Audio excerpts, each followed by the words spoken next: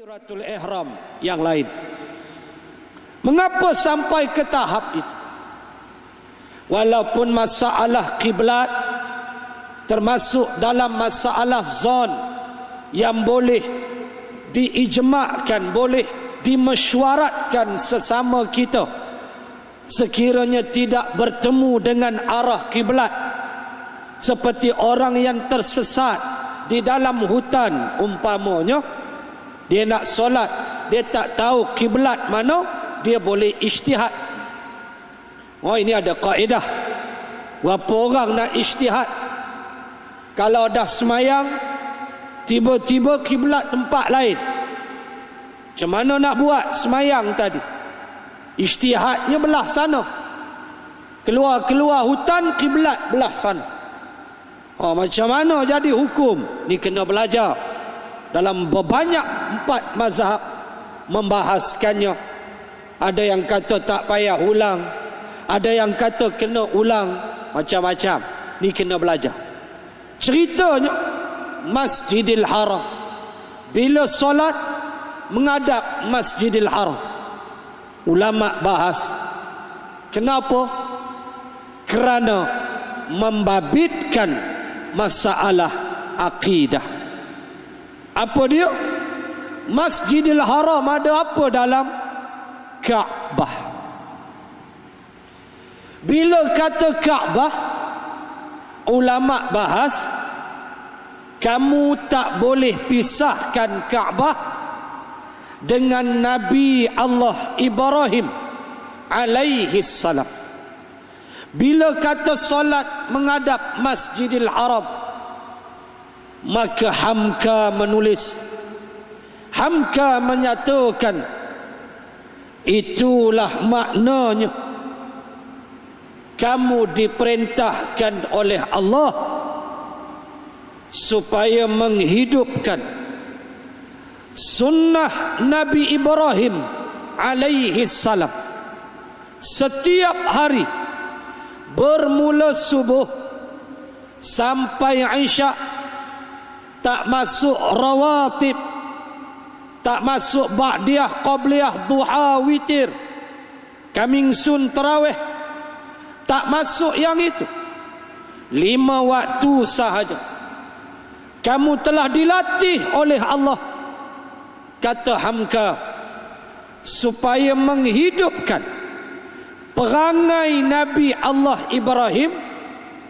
Kerana bila Masjidil Haram dalam dia Kaabah, dan Kaabah jangan pisahkan dengan arkitek bumi Makkah Nabi Allah Ibrahim alaihi salam, dan disuruh kita menghidupkan perangai dia. Itu yang kena menghadap Masjidil Haram, hidupkan perangai Nabi Ibrahim. Apa dia? Dia lawan habis mungkar ni. Dia tak peduli siapa. Mungkar daripada pemerintahnya, nama Namrud, dia lawan. Dia berdebat. Bahasa kita muzakarah lah.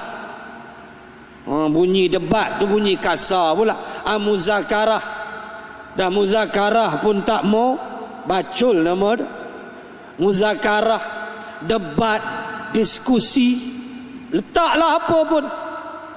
Nabi Ibrahim buat sampai tahap debatnya dirakam Allah di dalam Al-Quran, dalam Al-Baqarah juzuk yang ketiga ayat 258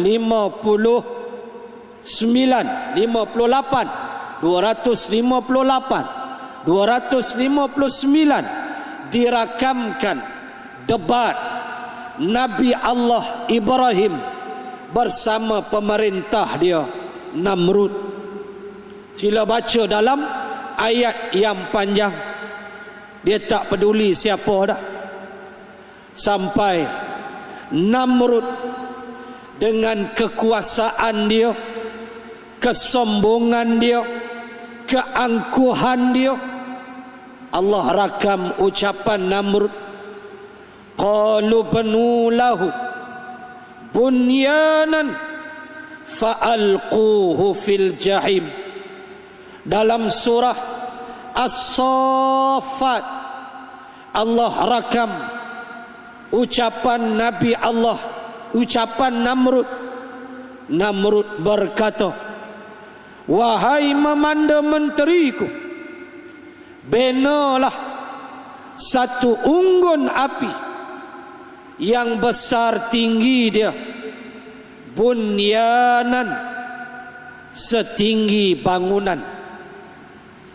Itulah tinggi dia api yang nak bakar Nabi Ibrahim. Tinggi bunyanan, bunyan bangunan, bukan api rokok, tu pijak habis. Bukan api bakar sampah, api setinggi building, setinggi bangunan. Yang disebut di dalam riwayat, mereka memasang api itu selama seminggu. Seminggu biar terbakar, biar dia punya temperature, kepanasan dia tu sampai tahap maksimal. Seminggu biar tinggi bangunan, api menyala seminggu. Sehingga riwayat menyebut Namrud dan menteri dia pun tak sanggup nak rapat dengan api tu, tak sanggup, punya panas. Namrud dengan menteri dia pun lari, punya bahang.